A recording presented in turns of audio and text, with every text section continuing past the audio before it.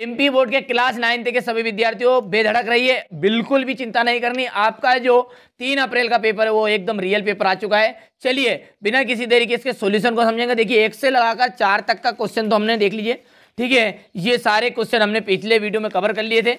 अब जो हमारा वीडियो है ये, इस वीडियो में हम यहाँ से क्वेश्चन नंबर 5 से लगा के क्वेश्चन नंबर 22 तक को देखेंगे। तो आइए सबसे पहले उर्ध्वपातन को परिभाषित कराएंगे, उदाहरण भी इसका देंगे, ठीक है। चलिए इसकी तैयारी करिए, यही आपके पेपर में आने वाले हैं, ठीक है। देखिए उर्ध्वपातन का मतलब क्या है। जैसे मान के चलिए 2 चीजें मैंने आपको दी, एक है नमक और दूसरा है कपूर। दोनों को आपको गर्म करना है। तो आप गौर से देखोगे, जब गर्म करेंगे मतलब जलाएंगे, सीधी सी बात है। तो कपूर को जब आप जलाएंगे तो वो द्रव अवस्था में नहीं बदलेगा, यानी कि वो गीला नहीं होगा, डायरेक्ट किस में बदल जाएगा, गैस में, और ख़त्म, ठीक है। लेकिन नमक जो है उसको घोलेंगे और गर्म करेंगे तो भैया वो द्रव अवस्था में बन जाएगा पूरा, आप सब जानते हैं।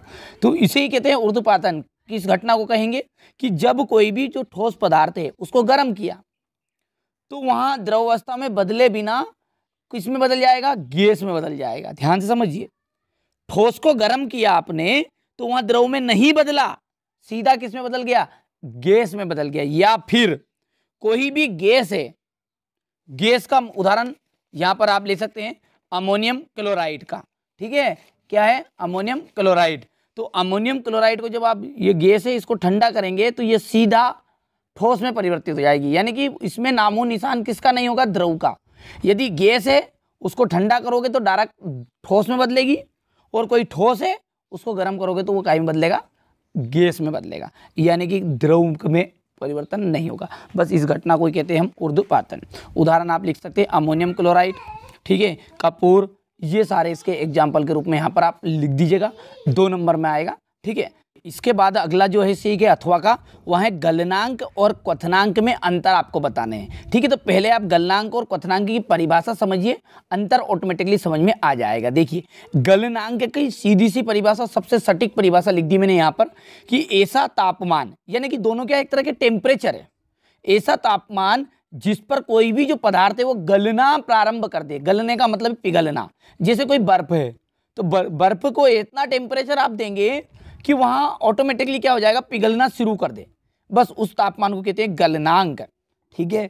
इसी के इसके अपोजिट रहेगा क्वथनांक।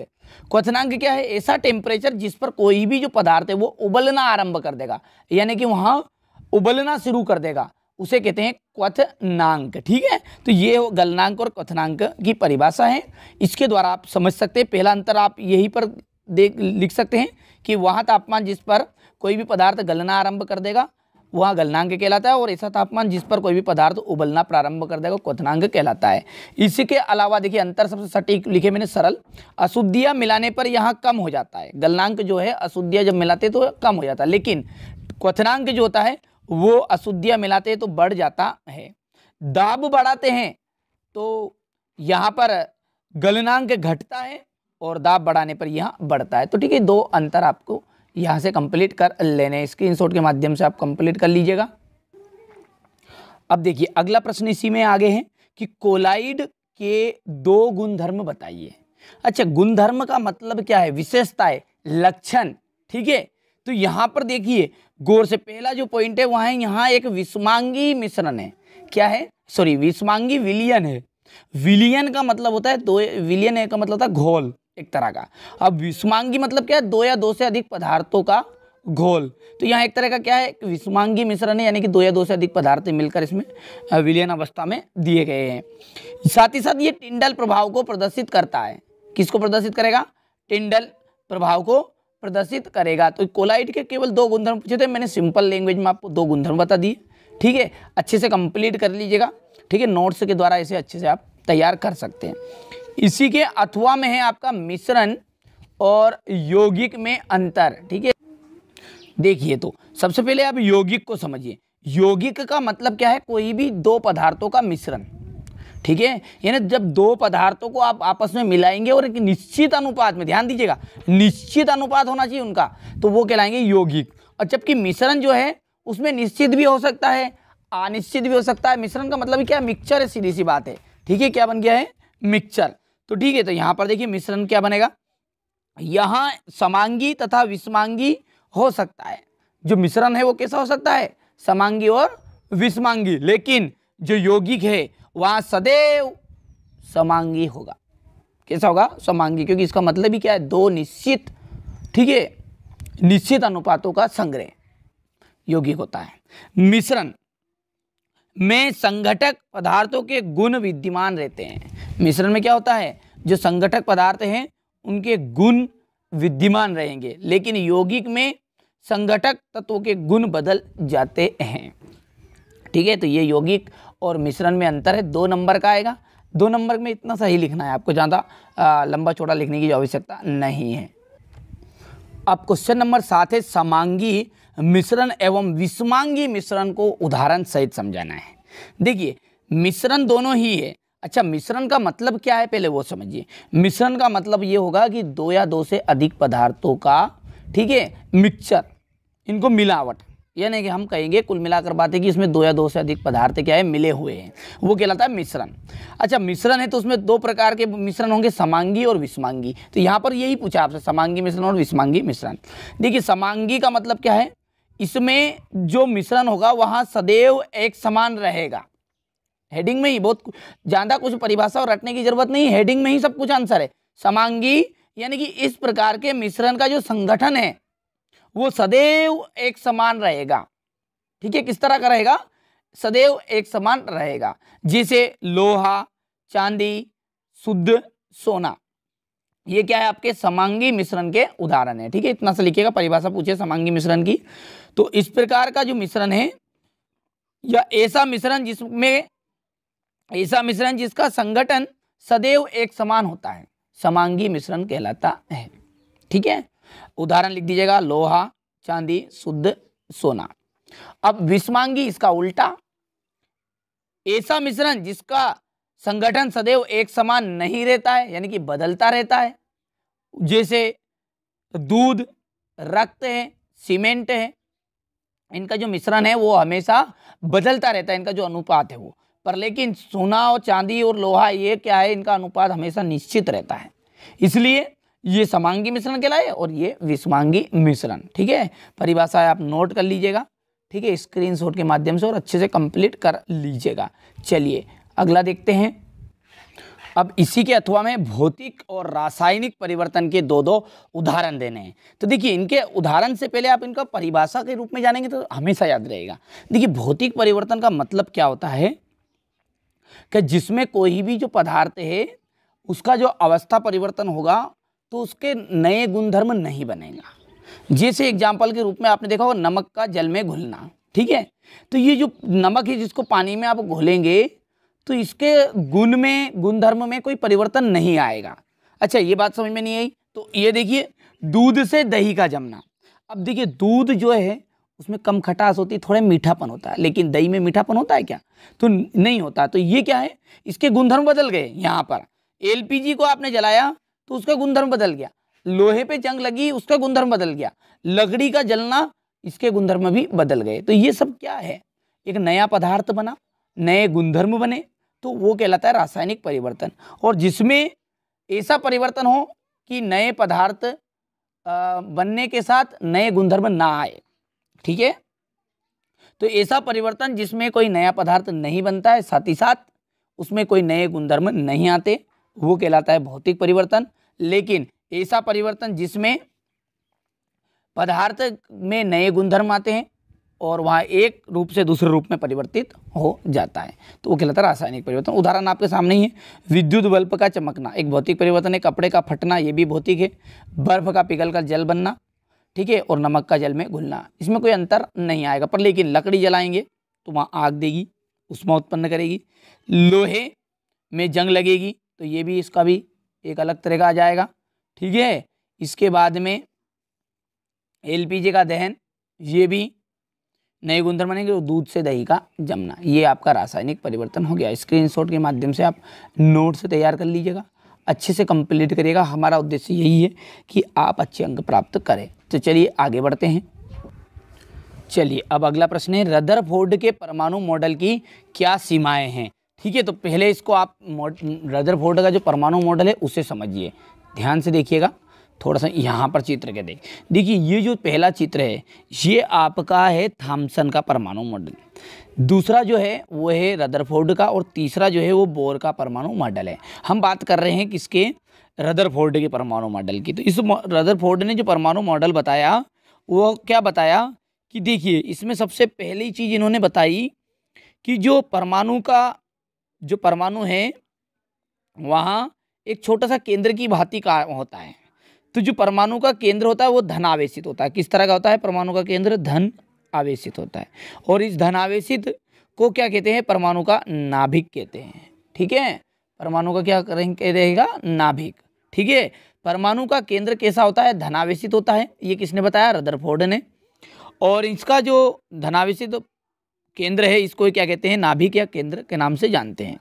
एक परमाणु का लगभग संपूर्ण द्रव्यमान किसमें रहता है, उसके नाभिक में रहता है। यानी कि जो परमाणु है उसका संपूर्ण जो द्रव्यमान है वो उसके नाभिक में रहेगा। ये इन्होंने बात बताई। दूसरी बात इन्होंने जो बताई थी वो यहाँ पर है, देखिए इस तरह से यहाँ पर लिखा हुआ है कि क्या बताया इन्होंने कि इलेक्ट्रॉन जो है नाभिक के चारों ओर वर्तुलाकार मार्ग में चक्कर लगाते हैं। साथ में नाभिक का जो आकार है परमाणु के आकार की तुलना में काफ़ी छोटा होता है। तो ये तो परमाणु के लक्षण है। देखिए 2019 में पूछा भी गया था ये प्रश्न। तो ये तो हो गया रदरफोर्ड के परमाणु मॉडल के लक्षण। ठीक है, और हमारा जो प्रश्न है वो है रदरफोर्ड के मॉडल की सीमाएं। तो सीमाएं क्या है, सीमाएं ये है कि रदरफोर्ड के परमाणु मॉडल के अनुसार जो इलेक्ट्रॉन है वो एक निश्चित कक्षाओं में नाभिक के चारों ओर घूमते हैं, जो कि संभव नहीं है। क्या है कि रदरफोर्ड के परमाणु मॉडल के अनुसार इलेक्ट्रॉन निश्चित कक्षाओं में नाभिक के चारों ओर घूमते हैं, जो कि क्या है, संभव नहीं है। त्वरण के कारण इलेक्ट्रॉन जो है विकिरण के रूप में ऊर्जा खो देंगे और नाभिक के अंदर गिर जाएंगे। तो ये इनकी सीमाएं हैं। साथ में आप यह चाहे तो यहाँ से लिख सकते हैं या फिर यहाँ पर भी है। देखिए इसके अलावा सिंपल लैंग्वेज में देखिए रदरफोर्ड के परमाणु मॉडल से परमाणु का स्थायित्व का पता नहीं चलता है। पहली सीमा यहाँ से जो हमें अच्छे से कंप्लीट करेगा। हमारा उद्देश्य सिर्फ इतना था कि आप तक सटीक जानकारी पहुँचा रहे हैं, आप अच्छे से कवर कर पाए। पहली सीमा लिख दीजिएगा, रदरफोर्ड के परमाणु मॉडल से परमाणु के स्थायित्व का पता नहीं चलता है। रदरफोर्ड के जो अल्फा कण हैं उनके प्रकीर्णन के प्रयोग से परमाणु में उपस्थित प्रोटॉन और इलेक्ट्रॉन की संख्याओं के बारे में कोई भी जानकारी प्राप्त नहीं होती है। ठीक है, तो ये दो आप यहाँ से भी कर सकते हैं, जो उचित लगे, जिसमें से ये पहला पॉइंट सरल है, बाकी इसमें से कर लीजिएगा, कैसे भी कर लीजिए आप। हमारा उद्देश्य यही कि आप अच्छे से कवर कर ले। चलिए अब अगला प्रश्न है, कैथोड किरणों के कोई दो प्रमुख गुण बताने हैं। देखिए कैथोड जो किरणें होती है वो ऋणावेशित होती है। पहला पॉइंट याद रखिएगा, ये जो किरणें होती है ये ऋणावेशित होती है। ये किरणें हमेशा सरल रेखा में गमन करेगी। किस में गमन करेगी, सरल रेखा में। ठीक है, यहाँ पर थोड़ा सा जगह पहले 2 पॉइंट लिख दिए थे बच्चों ने, तो यहाँ पर इसको आप यहाँ से समझिए। कैथोड किरणों के 2 गुण। देखिए ये किरणें जो होती है ऋण आवेशित होती है। कैसे होती है, ऋण आवेशित, जो किस दिशा में जाएगी, सीधी रेखा में ऋणाग्र मतलब ऋण आवेश से धनावेश की ओर चलेगी। तो यहाँ पर 2 बिंदु बन जाएंगे इसके। ये किरणें पहले तो ऋण आवेशित होगी, ऋण आवेश से धनावेश की ओर चलेगी तथा एक सीधी रेखा में गमन भी करेगी।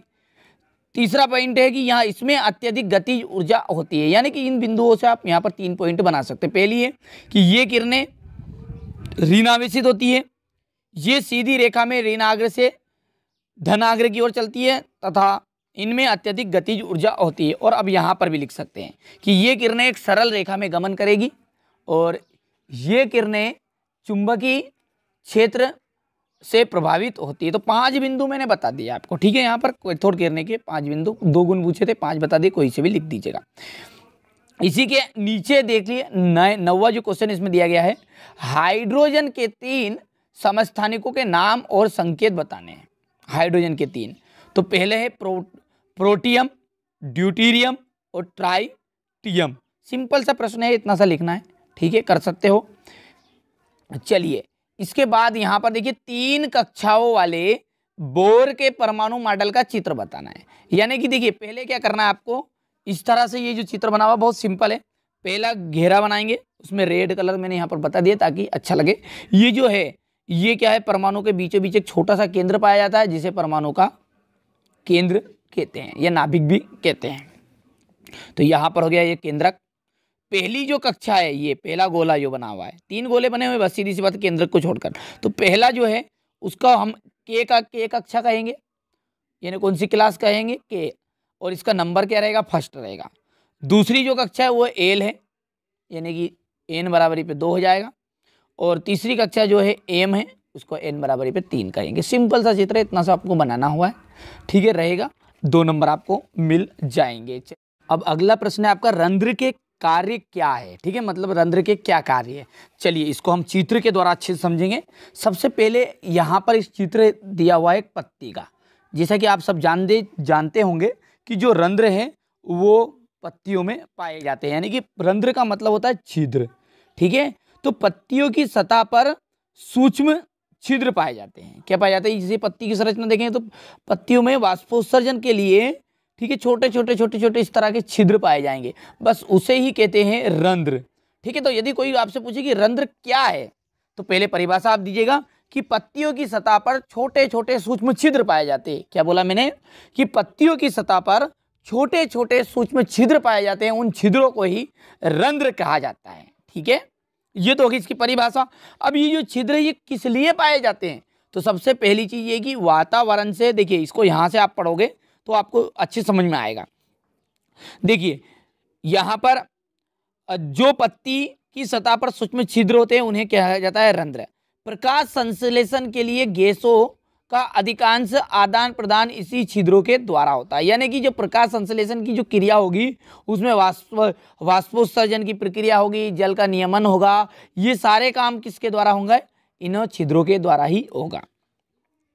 लेकिन यहां जानना भी आवश्यक है कि गैसों का आदान प्रदान तने और जड़ पत्तियों की सतह से भी होता है।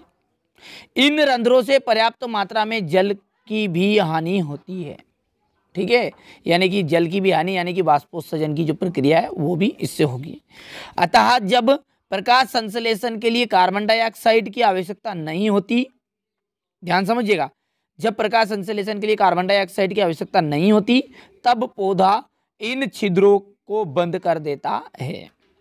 छिद्र का खुलना और बंद होना द्वार कोशिका का कार्य है, ठीक है। द्वार कोशिकाएं द्वार कोशिकाओं में जब जल अंदर होता है तो वे फूल जाती है और रंध्र का छिद्र खुल जाता है, और इसी तरह जब द्वार कोशिकाएं सिकुड़ती है तो छिद्र कैसा हो जाता है, बंद हो जाता है, ठीक है। तो यहां से पढ़कर एक चीजें निकल कर आई, क्या कि जो रंध्र है वहां, यानी कि ये छिद्र जो है वायुमंडल में गैसों का आदान प्रदान करेगा, ठीक है। इसका प्रमुख कार्य क्या है, वायुमंडल में गैसों का आदान प्रदान करना। वाष्पोत्सर्जन द्वारा पौधों में जल का नियमन करना, यानी कि जल की अधिकता हो गई तो वाष्पोत्सर्जन की प्रक्रिया बहुत तेज होगी, ठीक है, और उसके द्वारा जल का नियमन होगा। नियमन मतलब संतुलन बनेगा। तो ये 2 कार्य 2 नंबर का आता है, ठीक है, अच्छे से आप कंप्लीट कर सकते हैं। इसके बाद में जो हृदयक पेशी है उसका नामांकित चित्र, तो कुछ इस तरह का आपका चित्र आप बना सकते हैं, ठीक है। तो अच्छे से कंप्लीट कर लीजिएगा, आप तो यही पेपर में आने वाले हैं, ठीक है। हमारा उद्देश्य यही है कि आप अच्छे से तैयारी करें, इसके अलावा कुछ नहीं चाहिए। यदि चैनल आप सब्सक्राइब भी नहीं करोगे तो भी चलेगा, पर आप अच्छे से पढ़िए, आप अधिकतम अंक प्राप्त करें, यही हमारा उद्देश्य है। तो आप अच्छे से तैयारी जरूर करिएगा। चलिए इसके बाद में अगला प्रश्न है, रेखित और आरेखित पेशी में अंतर बताना है। ध्यान से समझिएगा, ठीक है, इसको चित्र के माध्यम से अच्छा समझेंगे। यहाँ से आप देखिए, पहले तो ये चित्र को आप गौर से देखिएगा, ठीक है, थोड़ा सा यहाँ पर बड़ा कर लेते हैं। देखिए यहाँ पर देखिए, ये है आपकी रेखित पेशी और ये आरेखित पेशी। पेशियाँ वैसे 3 प्रकार की हैं, तो यहाँ पर हृदयक पेशी, तो इसकी बात यहाँ पर नहीं की जा रही। रेखित पेशी को आप गौर से देखोगे तो ये जो है एक बेलन के आकार की नजर आ रही है। किसके आकार की नजर आ रही है, बेलन के आकार की, ठीक है। और ये जो है, ये इसको इस तरह के भाग को हम कहेंगे तर्क रूपी। क्या कहेंगे, तर्क रूपी। और जो किसी है नुकीली है, देखिए गौर से देखिए, तो पहला अंतर आप इसमें यही बता सकते हैं, ठीक है भैया। दूसरी बात यदि बात करें तो ये एक तरह की ऐच्छिक पेशी है। रेखित पेशी जो क्या है, ऐच्छिक है, और आरेखित पेशी जो है अनैच्छिक पेशियां है। इसमें धारियां पाई जाई है, देखो धारियां दी गई है, इसमें धारियां नहीं पाई जाती है। ठीक है, तो 2 नंबर का अंतर है। 2 नंबर के अकॉर्डिंग बता दे, फिर और आगे भी बताऊंगा, पर 2 नंबर के हिसाब से पहले बता देता हूं। ठीक है, ये ऐच्छिक पेशियां होती हैं, ये अनैच्छिक पेशियां होती है। इनमें धारियां पाई जाती है, इनमें धारियां नहीं पाई जाती। 2 के नंबर के हिसाब से हो गया। इसके अलावा यदि आप और अच्छे से एक्सप्लेन करना चाहे तो यहां से फिर आप इसको समझिए। यहां से देखिए, ये जो पेशी है रेखित पेशी है, ये कैसी बताई मैंने, लंबी और बेलनाकार है। ठीक है, और ये पेशियां की जो कोशिकाएं है ये तर्क रूपी है। 2 तीसरा अंतर में लिख दीजिएगा, यहाँ पेशी कोशिकाएं लंबी और बेलनाकार है, और यहाँ पे इन पेशियों की कोशिकाएं तर्क रूपी होती हैं। ये पेशियां अशाखित और बहुकेंद्रक युक्त होती है, बहुत सारे केंद्र होंगे, लेकिन इनमें इनकी कोशिकाओं के सिरे नुकीले होते हैं तथा इन कोशिकाओं के केंद्र में केवल एक ही केंद्रक पाया जाता है। जो ये रेखित पेशियां होती है हमारी अस्थियों से जुड़ी हुई होती है। किससे? हमारे हाथ से, टांग से, ठीक है, से जुड़ी पेशियां रेखित पेशियां हैं। और आरेखित पेशियां कौन सी? जो हमारे अमाशय से, मूत्राशय, आँख की आइरिस एवं ब्रोकाई की भित्तियों में पाई जाती है। इस तरह से आप इसको बता सकते हैं। ठीक है, और एक्सप्लेन कर सकते हैं, वरना 2 अंतर तो यहाँ से आप लिख सकते हैं कि यहाँ ये ऐच्छिक पेशियां होती है, ये अनैच्छिक, इनमें धारियां पाई जाती है, इनमें धारियां नहीं पाई जाती। और साथ में ये लिख दीजिएगा कि यहाँ पेशी कोशिकाएं लंबी तथा बेलनाकार होती हैं, और आरेखित तरफ लिखिएगा इन पेशी की कोशिकाएं तर्क रूपी होती है। 3 अंतर यहाँ पर आपके हो चुके हैं। चलिए, अब अगला प्रश्न है, पौधों के ऊतक मुख्यतः कितने प्रकार के होते हैं? ध्यान दीजिएगा, पौधों की जो ऊतक है, पहला नंबर 2 नंबर का प्रश्न आएगा, और 2 नंबर में केवल इतना सा 1 नंबर आ जाएगा कि पौधों के ऊतक के मुख्यतः कितने प्रकार के होते हैं। तो भैया 2 प्रकार के होते हैं। 1 नंबर आपको पक्का हो गया कि पौधों के ऊतक किस प्रकार के होते हैं, 2 प्रकार के होते हैं। अब उनके नाम बताइए, तो 1 नंबर का ये नाम हो गया, विभोज्योतक और स्थायी ऊतक। बस इतना सा लिखना है, कोई इनकी परिभाषा आपसे यहाँ पर नहीं पूछी कि विभोज्य ऊतक और स्थायी ऊतक को समझाइए, इतना लिख दोगे 2 नंबर पक्के हो जाएंगे। चलिए आगे बढ़ते हैं। तो अगला जो प्रश्न है वो है, सदिश राशियों को परिभाषित कीजिए उदाहरण सहित। तो देखिए, सदिश राशियां क्या है? ऐसी भौतिक राशियां जिनको व्यक्त करने के लिए किनकी जरूरत पड़ती है? परिणाम और दिशा की। ठीक है, जिनको व्यक्त करने के लिए परिमाण और दिशा की आवश्यकता होती है, उसे कहते हैं सदिश राशियां। ठीक है, उदाहरण के लिए विस्थापन है और वेग है। अच्छे से कंप्लीट करिएगा। परिभाषा आती केवल कि वे भौतिक राशियां जिन्हें व्यक्त करने के लिए परिमाण और दिशा की, यहाँ पर परिणाम नहीं परिमाण है, ठीक है, और दिशा की आवश्यकता होती है, उसे कहते हैं सदिश राशियां, विस्थापन और वेग। चलिए अगला है, मंदन की परिभाषा लिखिए, इसका मात्रक भी लिखिए। ठीक है, यहाँ पर थोड़ा सा देखिए इमला में मिस्टेक है, इसलिए है कि बच्चों ने कॉपी तैयार की है कोचिंग से, तो थोड़ी बहुत इमला में मिस्टेक है, तो आप इसको नज़रअंदाज कर दीजिएगा। मंदन, देखिए किसी वस्तु के वेग में जो कमी आएगी, किसी भी वस्तु के वेग में कमी आई, बस उसी को कहा जाता है मंदन। किसे कहते हैं मंदन? कि कोई भी वस्तु के वेग में कमी आना तथा समय अंतराल के अनुपात को ही मंदन कहा जाता है। इसका मात्रक होता है मीटर सेकेंड इनवर्स। ठीक है, स्क्वायर है, वो भी इनवर्स वाला है पर। ठीक है भैया, तो MS अरिंदो है। चलिए, तो मंदन की परिभाषा किस तरह लिखेंगे कि किसी वस्तु के वेग में कमी तथा समय अंतराल के अनुपात को ही मंदन कहा जाता है। इसका मात्रक आप लिख सकते हैं, यानी कि इसको आप यदि सीधी तरह से लिखेंगे तो इसका 2 तरीके हैं लिखने के, या फिर आप इसको ऐसा भी लिख सकते हैं, या करके मीटर अपॉन सेकेंड स्क्वायर। ठीक है, बल का एसआई मात्रक क्या है समझाइए। तो बल का एसआई मात्रा, देखिए बल का जो एसआई मात्रा है कि वो किलोग्राम, ठीक है, जिस तरह मैंने ये ऊपर वाले में करके बताया था आपको यहाँ पर बटे में, इसी तरह देखिए इसको भी आप बटे में लिख सकते हैं, किलोग्राम बटा मीटर। इसे न्यूटन के नाम से भी जाना जाता है। इसका प्रतीक क्या होता है? एन होता है, यानी कि इसके प्रतीक को किससे दर्शाते हैं? एन के द्वारा दर्शाया जाता है। किसको? न्यूटन को। साथ ही साथ न्यूटन का जो बल है किसी 1 किलोग्राम द्रव्यमान की वस्तु में 1 मीटर सेकेंड इनवर्स का त्वरण उत्पन्न करता है। ठीक है, तो इतना सा लिखना है, 2 नंबर का रहेगा। बल का एसआई मात्रक, फिर से एक बार और पढ़ लेते हैं ताकि समझ में आ जाएगा और एक्सप्लेन हो जाएगा अच्छे से। बल का एसआई मात्रक क्या है? किलोग्राम बटा मीटर है। इसे न्यूटन के नाम से भी जानते हैं। इसका प्रतीक एन द्वारा व्यक्त किया जाता है। न्यूटन का बल किसी 1 किलोग्राम द्रव्यमान की वस्तु में 1 मीटर अपॉन सेकेंड स्क्वायर का त्वरण उत्पन्न करता है। ठीक है, यदि इन दो नहीं लिखते तो इसको बट्टे में ले जाइए, जिस तरह ये यहाँ पर दिया हुआ है। ठीक है, चलिए आगे बढ़ते हैं।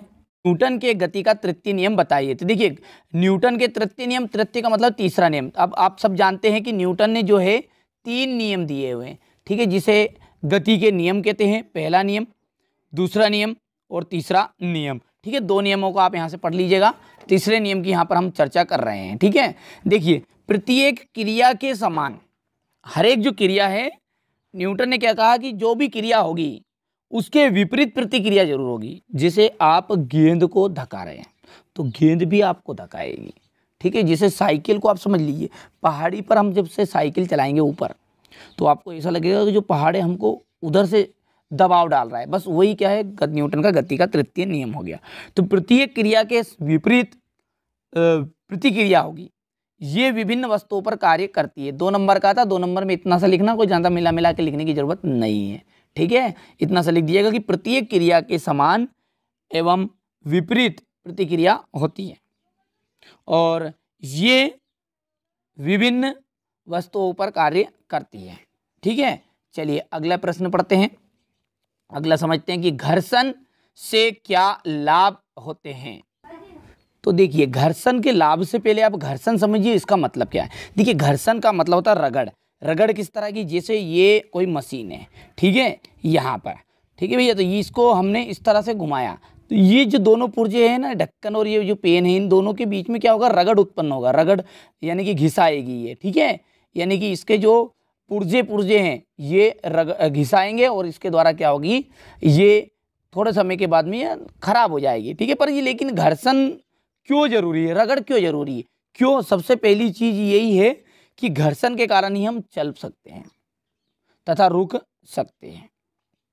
पहला लाभ है, घर्षण के कारण ही हम लिख पाते हैं। ठीक है, ये देखिए रगड़ कर, जिसे हम लिखेंगे तो रगड़, मैंने बताया था घिस कर चलना, तो घिसाएगा, तो ये क्या है, आपका घर्षण है। तो इसके कारण ही हम चल सकते हैं तथा रुक सकते हैं। दूसरी चीज़ है कि घर्षण के कारण ही हम लिख सकते हैं। तीसरी जो चीज़ है वह है वाहनों में जो ब्रेक लगाएंगे तो भी घिसाएगा, तो वो भी वाहनों में भी ब्रेक, ठीक है, घर्षण के कारण ही हो पाता है। तो ठीक है भैया, तो ये घर्षण के लाभ हो गए हैं। और अच्छे से जानने के लिए घर्षण के लाभ को यहाँ से समझते हैं। देखिए, घर्षण से ही आग उत्पन्न होती है। पहला क्या है, घर्षण से आग उत्पन्न होगी। इसी आधार पर दिया सिलाई और लाइटर कार्य करते हैं, जैसे माचिस। ठीक है, दिया सिलाई माचिस हो गई। घर्षण के कारण ही रेलगाड़ी और अन्य वाहन चल पाते हैं। वाहनों में ब्रेक लगाकर घर्षण के द्वारा ही रोका जा सकता है। घर्षण के कारण ही हम पृथ्वी पर आसानी से चल पाते हैं। तो ये हो गए आपके घर्षण के लाभ। चाहे तो आप यहाँ से लिख सकते हैं कि घर्षण से ही आग उत्पन्न होगी, इस घर्षण के कारण ही रेलगाड़ी और अन्य वाहन चल पाते हैं। वाहनों पर ब्रेक लगाकर घर्षण के द्वारा ही रोका जा सकता है और घर्षण के कारण ही हम पृथ्वी पर आसानी से चल पाते हैं। या फिर आप 2 नंबर का जो अच्छा लगे, जहाँ से उचित लगे, वो आप स्क्रीनशॉट के माध्यम से लिख लीजिएगा। ठीक है, चलिए इसके नीचे यदि बात करें तो इसके नीचे एक प्रश्न है। देखिए, क्रिकेटर जो है बॉल को कैच करते समय हाथ को पीछे खींचता है, क्यों?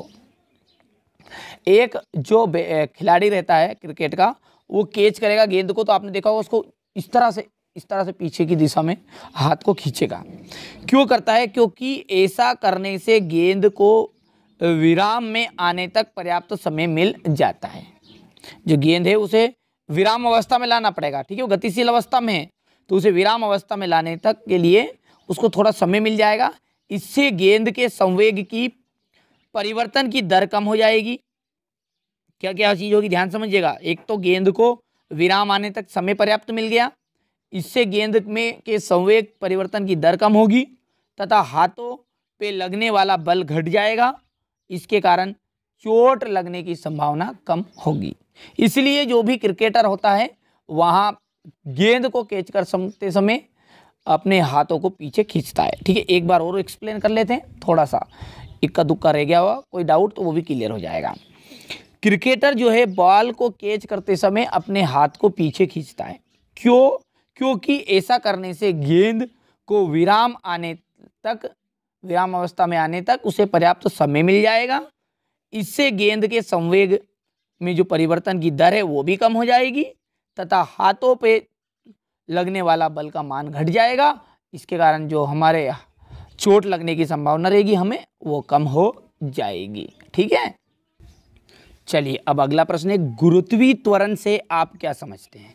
देखिए, गुरुत्वीय त्वरण, न्यूटन ने जो गति का दूसरा नियम दिया उसमें क्या कहा, ध्यान से समझिए। न्यूटन का जो गति का दूसरा नियम है वो क्या है उसको आप समझेंगे तब जाकर ये गुरुत्वीय त्वरण समझ में आएगा। देखिए, इसके आगे यहाँ पर यही बात लिखी हुई है कि किसी वस्तु पर बल कार्य करता है, जब कोई भी वस्तु है उस पर बल कार्य करेगा तो उसमें त्वरण उत्पन्न हो जाता है। ये न्यूटन ने अपने गति के दूसरे नियम में कहा कि जब कोई भी वस्तु पर बल काम करेगा तो उसमें त्वरण उत्पन्न हो जाएगा। अतः जो पृथ्वी के गुरुत्वीय बल है, अब पृथ्वी पर भी गुरुत्वीय बल लग रहा है गुरुत्वाकर्षण बल के कारण, उसके कारण भी वस्तु में भी एक त्वरण उत्पन्न हो जाएगा, क्योंकि उसने यह बात पहले कही न्यूटन ने कि जब किसी वस्तु पर बल काम करेगा तो उसमें त्वरण उत्पन्न होगा उस वस्तु में। तो उसी तरह गुरुत्वीय बल के कारण भी वस्तु में एक त्वरण उत्पन्न होगा। बस इस गुरुत्वीय बल के द्वारा उत्पन्न त्वरण को ही गुरुत्वीय त्वरण कहते हैं। यदि आपसे एक नंबर में कोई पूछे कि गुरुत्वीय त्वरण क्या है, तो गुरुत्वीय बल के द्वारा उत्पन्न त्वरण, गुरुत्वीय बल के द्वारा उत्पन्न त्वरण को ही गुरुत्वीय त्वरण कहते हैं। ठीक है, यहाँ पर 2 नंबर में है तो आप थोड़ा सा एक्सप्लेन कर दीजिएगा कि न्यूटन के गति के दूसरे नियम के अनुसार जब किसी वस्तु पर बल कार्य करता है तो उसमें त्वरण उत्पन्न हो जाता है। अतः पृथ्वी जो है हमारी, उसके गुरुत्वीय बल के कारण भी वस्तु पर एक त्वरण उत्पन्न होगा। अब चूंकि ये जो त्वरण है ये गुरुत्वीय बल के द्वारा उत्पन्न हो रहा है, इसलिए इसे गुरुत्वीय त्वरण का नाम दिया जाएगा। ठीक है, तो अच्छे से स्क्रीनशॉट के माध्यम से कंप्लीट कर लीजिएगा। ठीक है, इसी के नीचे है प्रणोद किसे कहते हैं, इसका मात्रक बताइए। प्रणोद, देखिए कोई भी जो वस्तु है उसकी सतह पर लंबवत लगने वाला बल, कोई भी सतह है, जैसे ये आपका जो कॉपी है यहाँ पर नीचे, ये क्या है आपकी लंबवत मान लीजिए। ठीक है, ये सतह हो गई सतह। अब इस सतह के लंबवत यानी कि मैंने यहाँ पर सीधा खड़ा रख दिया ये पेन, तो ये लंबवत बल लग गया। ठीक है, तो किसी वस्तु की सतह पर लंबवत लगने वाला बल ही प्रणोद कहा जाता है। इसका मात्रक पूछा है तो मात्रक आप बता दीजिएगा कि इसका मात्रक है न्यूटन। ठीक है, कंप्लीट करिएगा। ठीक है, अच्छे से कंप्लीट करिए, यही आपके एग्जाम में आने वाले हैं। ठीक है, आप तो निश्चिंत रहिए, आपको केवल जितना बताया जा रहा है कंप्लीट करते चलिए और मेरी पूरी जवाबदारी है फिर आगे। ठीक है, आपको अच्छे अंक दिलाने की। ठीक है, चलिए तो अगली बात करते हैं, गुरुत्वीय त्वरण जी और गुरुत्वीय नियतांक जी में अंतर बताना है। ठीक है, जैसा कि ये भी 2 नंबर का अंतर है। ठीक है, तो 2 नंबर में इतना सा लिखिएगा। देखिए बहुत ही सिंपल बता रहा हूँ मैं, मुश्किल से 1 मिनट भी नहीं लगेगी। देखिए जो गुरुत्वीय त्वरण जी है इसका मान 0 हो सकता है। क्या हो सकता है? इसका मान 0। लेकिन जो कैपिटल जी है यानी कि गुरुत्वीय नियतांक है, इसका मान कभी भी 0 नहीं हो सकता। जी एक अदिश राशि है ये गुरुत्वीय त्वरण वाली, और गुरुत्वीय नियतांक एक अदिश राशि। इसे स्मॉल जी के द्वारा प्रदर्शित किया जाता है, इसे कैपिटल जी के द्वारा प्रदर्शित किया जाता है। आप लिख सकते हैं गुरुत्वीय त्वरण को स्मॉल जी यानी कि इसके द्वारा प्रदर्शित किया जा सकता है और गुरुत्वीय नियतांकों को कैपिटल जी से प्रदर्शित किया जाता है। सिंपल सा बताया मैंने, सबसे सरल। ठीक है, जो आपको एक बार पढ़ते से ही याद होगा कि इसका मान 0 हो जाता है, इसका मान 0 नहीं होगा। ये सदिश है, ये अदिश है, इसे स्मॉल जी के रूप में प्रदर्शित किया जाता है, इसे कैपिटल जी के रूप में प्रदर्शित किया जाता है। स्क्रीनशॉट के माध्यम से आप इसे कंप्लीट कर लीजिएगा। चलिए तो आगे बढ़ते हैं। अब देखिए अगला प्रश्न है, आर्किमिडीज का सिद्धांत तथा अनुप्रयोग लिखिए। तो देखिए आर्किमिडीज जो है इसका सिद्धांत सिंपल सा है। देखिए जैसे आप पानी में तैर रहे हैं, ठीक है, मछली तैर रही है, तो चाहे आपका वजन कितना ही हो, लेकिन जो पानी में आपका जो वजन है वो ना के बराबर हो जाएगा, जिसे आप सब जानते भी हैं। ठीक है, जैसे भले कितना ही वजन हो पर पानी में वजन नहीं लगेगा। बस यही आर्किमिडीज का सिद्धांत है। तो देखिए पढ़ते हैं कि जब किसी वस्तु को आंशिक रूप से या पूर्ण रूप से, या तो थोड़ी बहुत या फिर पूरी तरह किसी तरल में डुबाते हैं, तरल मतलब हो गया थोड़ी द्रव अवस्था वाली चीज, पानी मान लीजिए, ठीक है, तो उस पर ऊपर की ओर एक बल कार्य करेगा। कब क्या किया है कि कोई भी जो वस्तु है उसको आंशिक रूप से या पूर्ण रूप से किसी तरल में डुबाया जाता है, तो उस पर ऊपर की ओर एक बल काम करेगा, ठीक है। अब ये जो बल कार्य करेगा जिसके कारण वहाँ जो वस्तु है उसके भार में कमी आ जाएगी, यानी कोई भी व्यक्ति जब पानी में डूबा, यानी डूबा नहीं तैर रहा हो, तो सीधी सी बात है, तो उस पर ऊपर की ओर एक बल कार्य करा जिसके कारण जो व्यक्ति है उसके भार में कमी आ गई। अब भार में यहाँ जो कमी है ये किसके बराबर होगी? वस्तु द्वारा हटाए गए तरल के भार के बराबर होगी, ठीक है, यानी उस पानी के भार के बराबर हो जाएगी, ना के बराबर हो गया, इसलिए व्यक्ति का जो वजन है बहुत ही कम हो जाएगा। बहुत ही सिंपल है। इसके अनुप्रयोग आप देख सकते हैं, मछलियों का तैरना, ठीक है, और मनुष्यों का नदी या तालाब में तैरना, ये इसके दो अनुप्रयोग हैं, ठीक है। तो सिंपल सा है, आर्किमिडीज का सिद्धांत ज़्यादा कठिन नहीं है। क्या बोला है? अपनी लैंग्वेज में सीखिए, ठीक है। ये परिभाषा भी याद कर लेंगे आप, एक तरीके से सीखिए कि किस तरह याद रखेंगे। याद इतना सा रखना है कि जब कोई भी वस्तु है उसको हम पूरी तरह या आंशिक रूप से कोई भी तरल पदार्थ में डुबाएंगे तो उसके ऊपर एक बल कार्य करेगा जिसके कारण उस वस्तु के भार में कमी आ जाएगी, और ये जो भार में कमी आ रही है ये भार में कमी उस तरल पदार्थ के भार के बराबर रहेगी जो वस्तु द्वारा हटाया गया है, ठीक है। तो ये इस तरह से सिद्धांतों को याद कर लीजिएगा। इसके दो अनुप्रयोग है, इसका भी स्क्रीनशॉट आप बढ़िया से ले लीजिएगा। चलिए अब अगला प्रश्न है, पादप कोशिकाओं तथा जंतु कोशिकाओं में अंतर बताना है, कोई भी तीन, ठीक है। इसको चित्र के माध्यम से हम अच्छे से एक्सप्लेन करेंगे, जीवन भर आप कभी भी भूल नहीं पाओगे। देखिए दोनों के चित्र यहाँ पर हैं, थोड़ा सा छोटा कर लेते हैं ताकि सारी चीज़ें क्लियर दिखेगी। देखिए यहाँ पर है ये जंतु कोशिका का, ये जंतु कोशिका का, और ये है आपका पादप कोशिका का, ठीक है। दोनों का एक चित्र में संभव नहीं हो पा रहा है, ठीक है, मैं समझा दूंगा। यहाँ पर आप देखिए पहले अंतर में देखिए, इसमें लाइसोसोम लिख दिए, मैं नंबर डाल दिए, इसमें दिख रहा है लाइसोसोम, ठीक है। अब यदि आप इसमें पूरे में देखोगे तो लाइसोसोम कहीं से कहीं तक नाम आपको नहीं मिलेगा, ठीक है। तो जो आप जंतु कोशिका या फिर पादप कोशिका लिखेंगे तो पहले यदि आपने पादप कोशिका लिख दिया मान के चलिए, ठीक है, तो पादप कोशिका में लाइसोसोम नहीं पाया जाता है। ध्यान दीजिएगा, पादप में लाइसोसोम नहीं पाया जाएगा, जंतु कोशिका में लाइसोसोम पाया जाएगा, ठीक है। पहला अंतर क्लियर है। क्या बोला मैंने कि पादप कोशिका में लाइसोसोम नहीं पाया जाता लेकिन जंतु कोशिका में लाइसोसोम पाया जाता है। दूसरी बात यहाँ पर देखिए, पादप को हमने आगे किया है तो कोशिका भित्ति मैंने दूसरा पॉइंट लिखा है, देखिए कोशिका भित्ति, तो कोशिका भित्ति पादप में तो है लेकिन इसमें देखिए कोशिका भित्ति कहीं से कहीं तक आपको देखने को नहीं मिलेगी। देख लीजिए पूरा में पढ़ के देख लीजिए आप, ठीक है। तो दूसरा अंतर बन गया आपका कि पादप कोशिका में कोशिका भित्ति पाई जाती है लेकिन जंतु कोशिका में कोशिका भित्ति नहीं पाई जाती, ठीक है। दो अंतर क्लियर हो चुके हैं। पहला बताया है कि पादप कोशिका में लाइसोसोम नहीं पाया जाता लेकिन जंतु कोशिका में लाइसोसोम पाया जाता है। पादप कोशिका में कोशिका भित्ति पाई जाएगी, जंतु कोशिका में कोशिका भित्ति नहीं पाई जाएगी, ठीक है।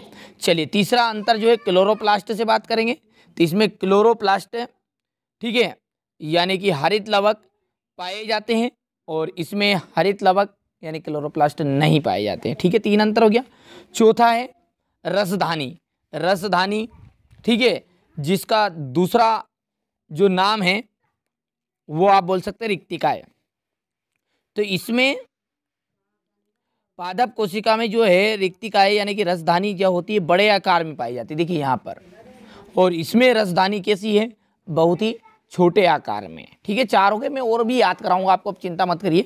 और पांचवा जो पॉइंट है वो है भोज्य पदार्थ ग्लाइकोजन के रूप में संचित रहता है, किसमें, सॉरी यहाँ पर पादप इधर है, पादप कोशिका में जो भोजन है मंड के रूप में संचित रहेगा और जंतु कोशिका में भोज्य पदार्थ ग्लाइकोजन के रूप में संचित रहता है। तो देखिए यहाँ पर आप एक हिंट के द्वारा इसे याद रख सकते हैं, ठीक है। इसे तो एक्सप्लेन कर दिया, फिर भी आप याद रखने के लिए देखिए पहला वर्ड याद रखिएगा लाइसोसोम। लाइसोसोम इसमें नहीं पाया जाता, इसमें लाइसोसोम पाया जाता है, ठीक है। कोशिका भित्ति इसमें पाई जाती है पादप में लेकिन जंतु में कोशिका भित्ति नहीं पाई जाती। ठीक है, इसमें देखिए यहाँ पर ये उल्टा करते जाइएगा। ठीक है, यहाँ पर ये कटा जाएगा, यहाँ पर कटा जाएगा। ठीक है, तो देखिए कोशिका भित्ति इसमें पाई जाती पादप में, तो जंतु में नहीं पाई जाती। इसमें हरित लवक पाए जाते, इसमें हरित लवक नहीं पाए जाते। इसमें रिक्तिकाएँ बड़े आकार में होती है, इसमें छोटे आकार में होती है। बस इतना सब याद रख लीजिएगा। इसमें रिक्तिकाएँ या तो नहीं पाई जाती और पाई जाती तो बहुत छोटे आकार में। इसमें भोजन जो है मंड के रूप में संचित रहेगा और इसमें भोज्य पदार्थ ग्लाइकोजन के रूप में संचित रहेगा। अब रही बात आपकी 3 नंबर के प्रश्न की, तो देखिए 3 नंबर में इतना लिख दिया मैंने, 5 अंतर आपको बता दिए। जो अच्छे लगे वो आप अच्छे बड़े ही ध्यान से कवर कर लीजिएगा। अगला प्रश्न है, माइटोकॉन्ड्रिया को कोशिका का बिजली घर क्यों कहते हैं? तो इसको बिजली घर कहते हैं क्यों? क्योंकि जो माइटोकॉन्ड्रिया की क्रिस्टली पर उपस्थित एंजाइम होते हैं, यानी कि इनमें माइटोकॉन्ड्रिया में जो एंजाइम है वो श्वसन की क्रिया में भाग लेंगे। ध्यान समझिए, क्या करेंगे? जो माइटोकॉन्ड्रिया की क्रिस्टी है उस पर उपस्थित एंजाइम श्वसन की क्रिया में भाग लेंगे और ऊर्जा उत्पन्न करते हैं। यहाँ ऊर्जा एटीपी के रूप में संचित रहती है। किसके रूप में संचित रहेगी? एटीपी के रूप में, जिसके कारण माइटोकॉन्ड्रिया कोशिका के विद्युत गृह कहलाते हैं। ठीक है, अब एटीपी कोशिका की विभिन्न क्रियाओं को संपन्न करने के लिए ऊर्जा कोशिका द्रव्य को प्रदान करते हैं तथा एटीपी के रूप में बदल जाते हैं। ठीक है भैया, और यदि आप इतना भी लिख के आ जाओगे ना यहाँ तक, क्योंकि 9th क्लास में इतना ही काफ़ी रहेगा कि माइटोकॉन्ड्रिया की कोशिका का बिजली घर इसलिए कहा जाता है क्योंकि माइटोकॉन्ड्रिया की क्रिस्टी पर एंजाइम, जो उपस्थित एंजाइम होते हैं वो श्वसन की क्रिया में भाग लेते हैं और ऊर्जा उत्पन्न करते हैं, या ऊर्जा एटीपी के रूप में संचित रहती है, जिसके कारण माइटोकॉन्ड्रिया को कोशिका का विद्युत गृह कहते हैं। बाकी अब पूरा भी एक्सप्लेन कर दोगे तो कोई दिक्कत नहीं है। ठीक है, स्क्रीनशॉट के माध्यम से आप इसे कंप्लीट कर लीजिएगा। ठीक है, चलिए अब अगला प्रश्न है कि ऊर्जा संरक्षण का नियम आपको उदाहरण सहित बताना है।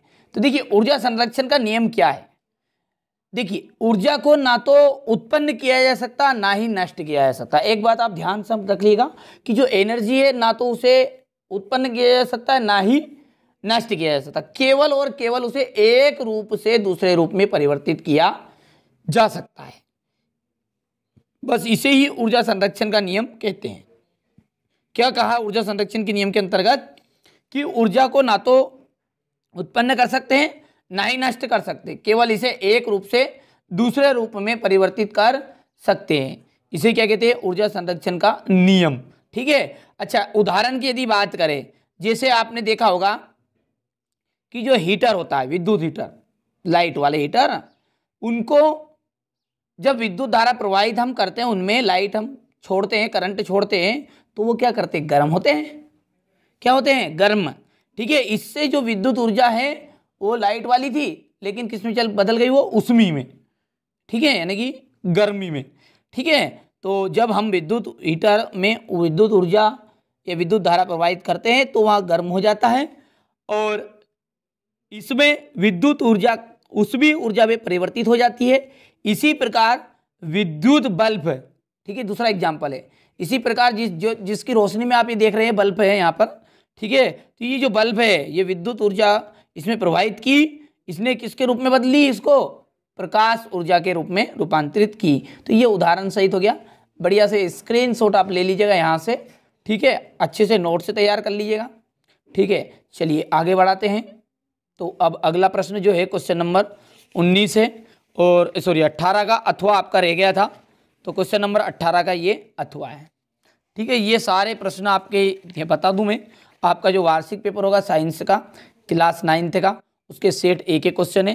जैसा कि ये अथवा वाला प्रश्न हम देख रहे हैं 18 का, ये अभी हमने इसके ऊपर देख लिया है कि ऊर्जा संरक्षण के नियम को उदाहरण सहित, अब इसका अथवा वाला देखा है।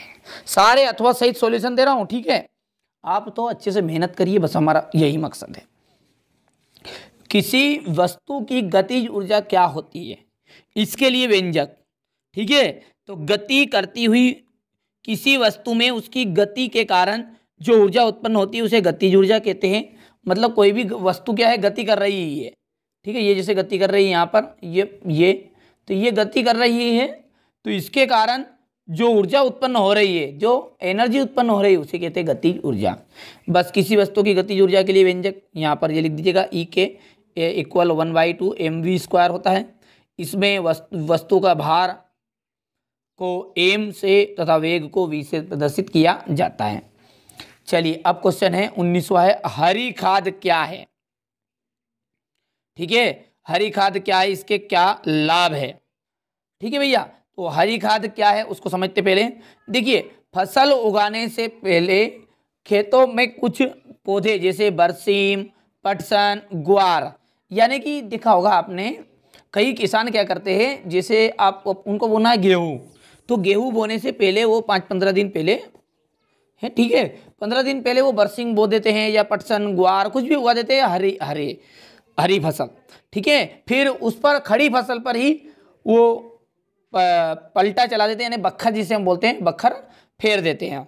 ठीक है, यानी कि हल चला देते हैं उसके ऊपर, फिर ये हल चला देते तो उसके कारण वो जो हरी खाद है बरसेंगे वो सारी की सारी किस्में मिल जाएगी मिट्टी में, और उससे सबसे ज़्यादा पोषक तत्व नाइट्रोजन, ठीक है, की प्राप्ति होती है, जल धारण क्षमता बढ़ती है, फसलों के उत्पादन में वृद्धि होती है। ये सारे लाभ बोलेंगे इनके हम आगे, क्या क्या लाभ बनेंगे। सबसे पहली चीज़ है नाइट्रोजन की सबसे ज़्यादा बढ़ोतरी होती है, मिट्टी की उर्वरता क्षमता बढ़ती है, फसलों में जल धारण क्षमता बढ़ती है, फसलों के उत्पादन में वृद्धि होती है। ठीक है, तो ये हरी खाद की परिभाषा पहले तो आप ये लिख लीजिए यहाँ से कि फसल उगाने से पूर्व खेतों में कुछ पौधे जैसे बरसीम, पटसन या ग्वार आदि उगा देते हैं, फिर उन पर हल चला देते हैं तथा मिट्टी में मिला दिया जाता है एवं ये पौधे हरी खाद के रूप में परिवर्तित हो जाते हैं। इसके बाद में यहाँ पर देखिए इसके लाभ दिए गए हैं, 4 नंबर का था तो 2 नंबर की परिभाषा होगी। और हरी खाद के जो लाभ है यहाँ पर क्या लिखा है, मिट्टी की जल धारण क्षमता बढ़ती है, फसलों के उत्पादन में वृद्धि होती है। इसके अलावा देखिए उर्वरता क्षमता में बढ़ोतरी होती है, तो यहाँ पर लिख भी देता हूँ मैं, देखिए तीसरा पॉइंट लिख देते हैं यहाँ पर, मिट्टी की, ठीक है, मिट्टी की उर्वरता बढ़ती है,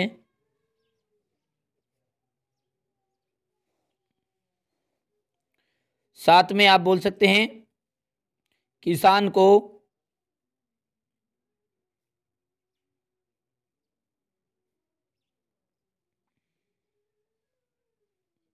कम खर्च पर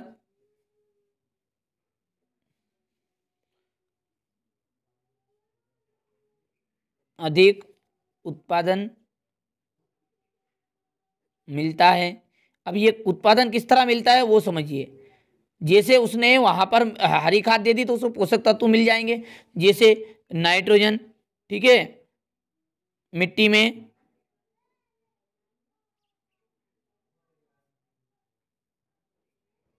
नाइट्रोजन एवं अन्य पोषक पदार्थ या पोषक तत्व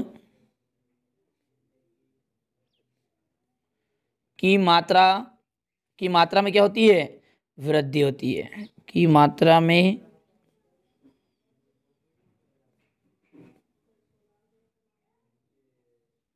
तो ये आप लिख सकते हैं हरी खाद के लाभ। ठीक है, तो यहाँ से स्क्रीनशॉट लेते चलिएगा। ठीक है, ये हरी खाद हो गया, ये इसके लाभ हो गए हैं। तो चलिए अब आगे बढ़ते हैं। अब जो अगला प्रश्न है, ठीक है, वहाँ आपका 19 का अथवा है। ठीक है, और 19 का अथवा जो प्रश्न है, देखिए यहाँ पर प्रश्न है ये मुर्गी पालन, मधुमक्खी पालन और फसल पैटर्न पर आपको संक्षिप्त टिप्पणी लिखनी है। देखिए ये बच्चों ने नोट से तैयार किए हैं, इसलिए यहाँ पर ये जो का है ये का नहीं है, ये खा है। जैसा कि आप जानते हैं कि यहाँ पर ये क्या कहलाएगा आपका खा, मधुमक्खी है। ठीक है, वो तो बच्चों ने नोट से तैयार किए तो थोड़ी सी मिस्टेक हो गई, आप उसको नज़रअंदाज कर दीजिएगा। देखिए फसलों का उत्पादन बढ़ता है, मधुमक्खी पालन से क्या होता है, फसलों का उत्पादन, इससे मोम प्राप्त होता है, इससे औषधियाँ प्राप्त होती है। देखिए टिप्पणी बतानी है मधुमक्खी पालन पर, तो मधुमक्खी पालन क्या है, इस पर आप बोल सकते हैं कि देखिए यहाँ से आप लिख लीजिएगा इसको। अब देखिए यहाँ से आप लिखिएगा मधुमक्खी पालन, तो बच्चों ने वहाँ पर गलत कर दिया है।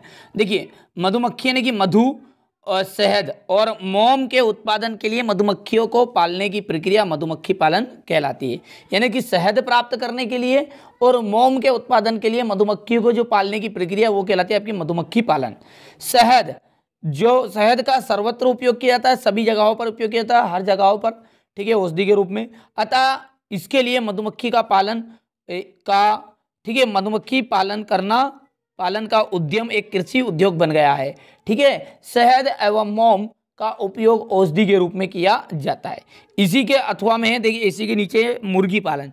मुर्गी पालन में भी लिख दीजिएगा आप कि अंडे और मांस का उत्पादन करने के लिए मुर्गियों को पालने की प्रक्रिया मुर्गी पालन कहलाती है, ठीक है। किसके लिए? अंडे और मांस प्राप्त करने के लिए मुर्गियों का पालन किया जाता है, इसे ही कहते हैं मुर्गी पालन। मुर्गी पालन में उन्नत मुर्गी की नस्लें विकसित की जाती है, अच्छी नस्लें जो ज़्यादा अंडे दे, मांस दे, ठीक है। अंडों के लिए अंडा देने वाली लेयर तथा मांस के लिए ब्रायलर मुर्गी पालन किया जाता है, ठीक है, ये कर लीजिएगा आप। और फसल पैटर्न अंतिम है आपका फसल पैटर्न।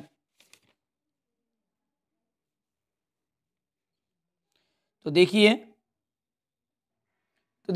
फसल पैटर्न में आप समझ जाएंगे फसल चक्र। फसल चक्र कृषि करने का एक ऐसा तरीका है जिसमें फसलों को अदल बदल कर बोया जा सकता है। देखिए वैसे टिप्पणी लिख रहे हैं हम यहाँ पर, तो इस वजह से आप इतना लिख दे सकते हो तो भी चलेगा, नहीं तो आप यहाँ से करिएगा। ये फसल चक्र जो है यही क्या है आपका फसल पैटर्न है। किसी खेत में विभिन्न फसलों को पूर्व योजना क्रम में अदल बदल कर बोना, जिससे कि भूमि की उर्वरता शक्ति भी नष्ट ना हो और फसल चक्र का उत्पादन भी ज्यादा हो, इसे कहते हैं फसल चक्र। फसल चक्र के का प्रमुख लाभ भूमि की उर्वरता शक्ति बनाए रखकर फसलों का उत्पादन बढ़ाना है, ठीक है। यहाँ तक आपको करना है केवल, बस ये फसल चक्र लिखा, यही आपको फसल पैटर्न पर लिखना है, ठीक है। चलिए तो आगे बढ़ते हैं। अब जो अगला प्रश्न है वो है आपका आयनिक तथा आणविक यौगिक क्या होते हैं, उदाहरण सहित समझाइए। तो देखिए यहाँ से समझते हैं आयनिक यौगिक व आणविक यौगिक क्या होते हैं उदाहरण सहित, ठीक है। तो देखिए आयनिक यौगिक आयनों में जो विभक्त हो जाए, आयनों में किस तरह से विभक्त होंगे, जैसे आपने सोडियम क्लोराइड देखा होगा NaCl, ठीक है। अब जब NaCl को आप जल में घोलेंगे तो यहाँ इसका ऋणावेशित कण इसमें विभक्त हो जाएगा, यानी कि Na अलग हो जाएगा प्लस Cl अलग हो जाएगा, ठीक है। तो ये यहाँ पर जो यौगिक कहलाएंगे वो सोडियम क्लोराइड, वो कहलाएंगे आयनिक यौगिक। तो वे यौगिक जो जल में घोलने पर ऋण आवेशित कणों में विभक्त हो जाते हैं। किसे? वे यौगिक जो जल में घोलने पर ऋणावेशित कणों में विभक्त हो जाते हैं उन्हें आयनिक यौगिक कहते हैं। उदाहरण है सोडियम क्लोराइड, ठीक है।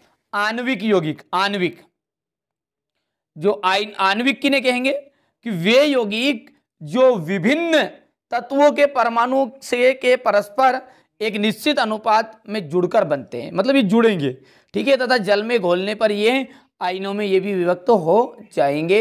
अमोनिया उदाहरण आप दे सकते हैं, ठीक है। तो आणविक क्या है कि वे यौगिक जो विभिन्न तत्वों के परमाणुओं के परस्पर एक निश्चित अनुपात में जुड़कर बनते हैं तथा जल में घोलने पर आयनों में विभक्त हो जाएंगे, वो कहलाएंगे आपके आणविक यौगिक, ठीक है। चलिए इसी के अथवा में जो 20वां प्रश्न है, इसके अथवा में देखिए ये प्रश्न रहा। इसका वीडियो बहुत ही लंबा बन रहा है, इसलिए थोड़ा सा इस क्वेश्चन को आप स्क्रीनशॉट के माध्यम से कंप्लीट कर लीजिएगा, ठीक है। चलिए इसके बाद में यहाँ पर देखिए ये इसका तीसरा और ये चौथा है, ठीक है। अब जो अगला प्रश्न है क्वेश्चन नंबर 21, ये है चाल और वेग में अंतर बताने कोई भी चार। तो चलिए चाल और वेग में अंतर को अच्छे से समझ लेते हैं। तो देखिए चाल और वेग में अंतर को हम एक बढ़िया तरीके से समझेंगे। देखिए आप बिंदुओं को याद रखिएगा। देखिए मैं बातें बताता जा रहा हूं। चाल वास्तव में है क्या? एकांक समय में तय की गई दूरी। क्या बोलेंगे चाल को? एकांक समय में चली गई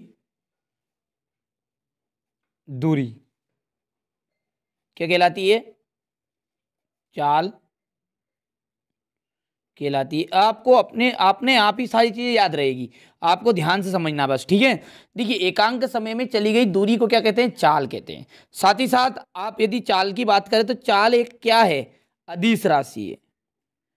अदिश राशि, क्योंकि जिस राशि को, ठीक है, दर्शाने के लिए, व्यक्त करने के लिए परिमाण और दिशा की आवश्यकता होती है, उसे कहते हैं सदिश, ठीक है, और जिसे नहीं होती उसे कहते हैं अदिश। तो इसे दर्शाने के लिए दिशा और परिमाण की कोई आवश्यकता नहीं है, ठीक है। तो दो चीजें क्लियर है।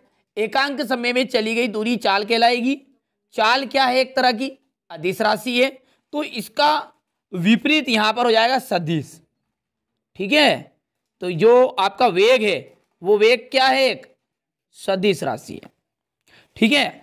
अब जो चाल है आपने देखी होगी, जो स्पीड है, स्पीड हमेशा, ठीक है, कभी भी नेगेटिव नहीं रहती। नेगेटिव का मतलब है ना तो ऋणात्मक रहेगी और ना ही शून्य, ठीक है। तो ये कब हमेशा कैसी रहती है? धनात्मक। तो इसका जो औसत मान होता है, औसत मान, एवरेज स्पीड, ठीक है, एवरेज मान, एवरेज वैल्यू जो होती है वो हमेशा पॉजिटिव रहेगी, ना तो ऋणात्मक रहेगी ना ही शून्य रहेगी। लेकिन जो वेग है वह धनात्मक, ऋणात्मक या शून्य हो सकता है। समझ में आ रहा है बात? ठीक है। चाल जो है एक अदिश राशि है, वेग एक सदिश राशि। चाल हमेशा धनात्मक होता है, कभी भी ऋणात्मक और शून्य नहीं होती, लेकिन वेग धनात्मक, ऋणात्मक और शून्य भी हो सकता है। यदि हम चौथे अंतर की बात करें तो इनका अंतर चौथा बनेगा मात्रक से, ठीक है। मात्रक को आप इसका देख सकते हैं चाल का मीटर अपॉन सेकेंड, या फिर आप इसको दूसरा तरीका, ये सेकेंड को जब ऊपर लेकर आएंगे तो यहाँ पर ऋण में आ जाएगा, ठीक है। और वेग का जो मात्रक है उसका वेग का भी मात्रक यही होता है, या फिर आप लिख सकते हैं ms, ठीक है भैया। तो ये चार अंतर है। यदि हम बात करें परिभाषा की वेग की, यहाँ पर छोड़ दिया मैंने, तो अब यहाँ पर हम वेग को देखेंगे कि एकांक समय में निश्चित दिशा में विस्थापन क्या है? एकांक समय में निश्चित दिशा में,